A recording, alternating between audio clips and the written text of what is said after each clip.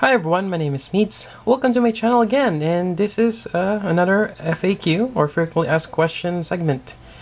And this is about paints and how I paint my kits in general.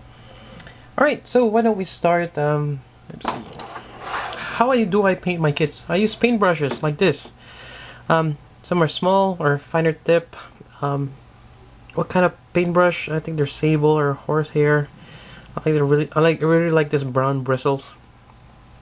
And there's also other types of brushes, but I use them with acrylic paints, such as this one right here. This is by Delta Ceram Coat Midnight Blue, which I used to paint the forearms there. I also use deco art right here. I really like this red. Actually, where are my other paints? Oh, there we go. Here's a metallic one by Folk Art. So this is the type of paint I use. Let's see, 59 ml. They're kind of big, but the thing with this are they're cheap. They're about $1.50 to $2 something per bottle, and this lasts me quite a while.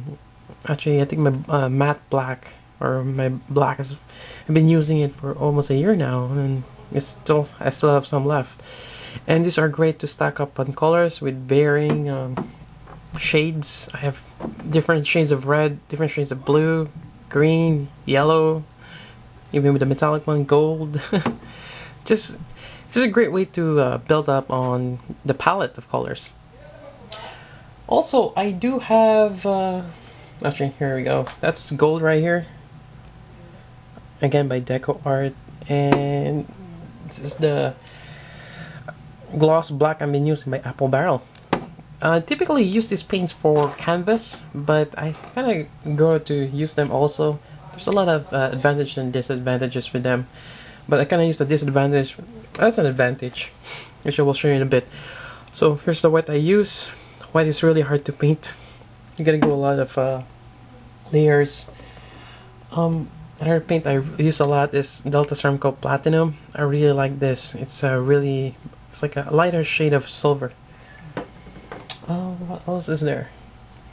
Oh, this one too. The Extreme Glitter by Folk Art. Really great for painting those clear green plastic like this one.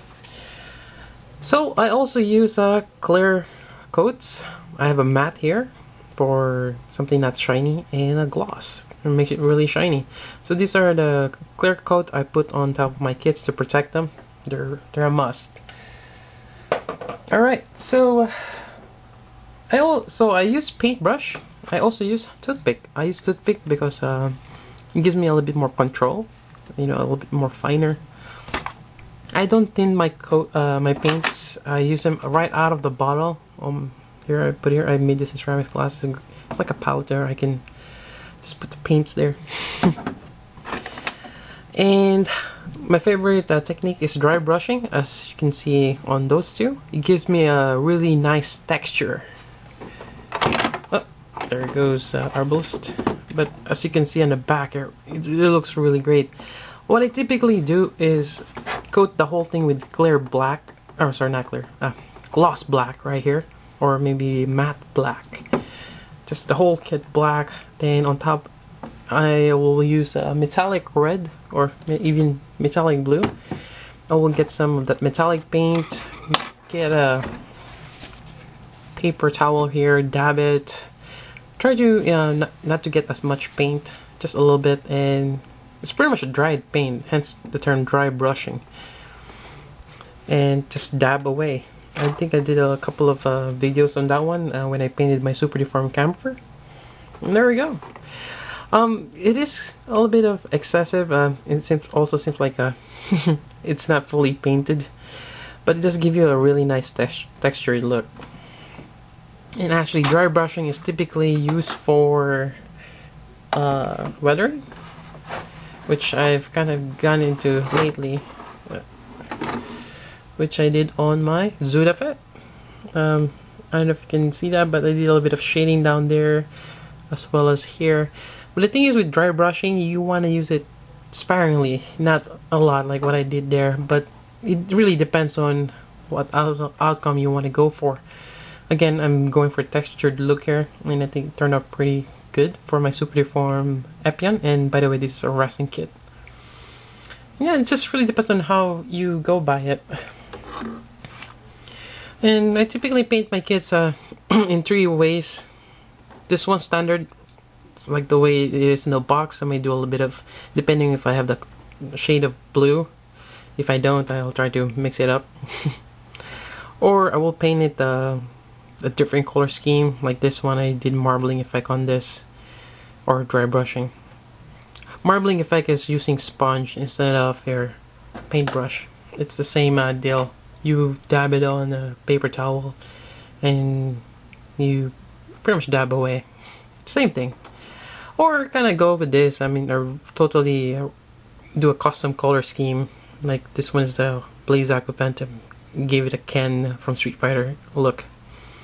So yeah, that's pretty much the 3 ways I paint my kit. Otherwise, like what I have on my Alex, well, it's kind of like this. Or sometimes I don't even paint at all. Like, I'm not even sure if I'm gonna paint this guy. It looks great by itself. Yep. Alright, so that's that.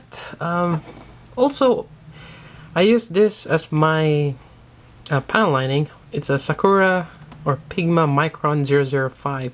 This is their finest one. It's a 0.20 millimeters. I think the Gundam marker is 0.25. So this a little even smaller tip. Really great for panel lining. But this one you have to sometimes do several passes because it kind of floats on top of the plastic, especially if it's not sanded. Oh, by the way, I almost forgot about that one. I also sand my kits prior to painting. It helps the paint to stick, so I either use this. I'm not quite sure what grit is this. I usually use around 600 to 800, not too rough. I also use a sponge sandpaper, which I got from my local hobby store, which both works well. And again, use sand the pieces because if you just leave it alone, it's too smooth and the paint will just chip off quite easily. And regarding the paint chipping off, I use this paint because it's easy cleanup. And if you look right here, let's just say I'm painting the yellow. This whole thing is this color right here, the plastic. And I typically, if that's the color already, I'm not gonna paint that blue again or dark blue. So I will paint this yellow, and even though I have a mist, since this is a smooth plastic, I can just scratch it off. And that's what typically I do. And after I'm done painting it, I put a clear coat, and that kind of balance out the sheen, or the shininess of the paint. And as you can see now, yeah, works really well for me. So the process I go for is sand the piece first, paint it, do clean up with a toothpick or whatnot, put a clear coat, then panel line, glass. And if I get if I'm not too lazy, I will put another coat of clear coat. And there we go. That's pretty much how I paint my kits. Hopefully that kind of gives you an idea how I tackle this hobby of mine. Alright, there we go. And again, if you have any questions, feel free to ask them, and maybe it'll come up as another FAQ segment. Alright, so until then, this is Meads. Thank you for watching.